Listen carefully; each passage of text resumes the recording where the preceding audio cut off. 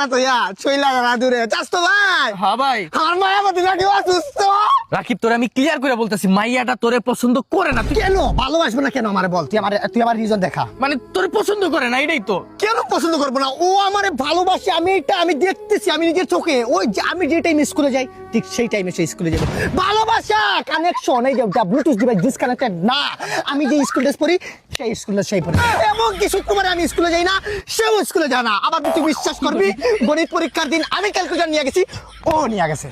আরে ভাই, এটা তো স্কুলে তো এটা নিয়মই তো এরকম। নিয়ম না, তার মানে সবসময় আমার সাথে মিলিয়ে নিয়ে দিব। ওই যে ভালোবাসা কেন এত অসহায়, ভালোবাসা আমার।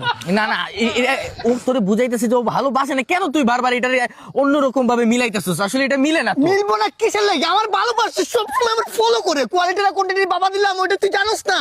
মিলে না কেমনে? আমি ক্লিয়ার করে বলি। ক্লিয়ার করে বল তাইলে। তুই কালো ও ফর্সা, এটা মিলে না। দ্বিতীয়ত আমার নিজের কানে নিজে বলছে, আমি নিজের কানে শুনছি যে ও বলছে দরকার হইলে আমি ড্রেনের পানি খেয়ে মরে যাবো, তারপরে রাকিবরে ভালোবাসবো না।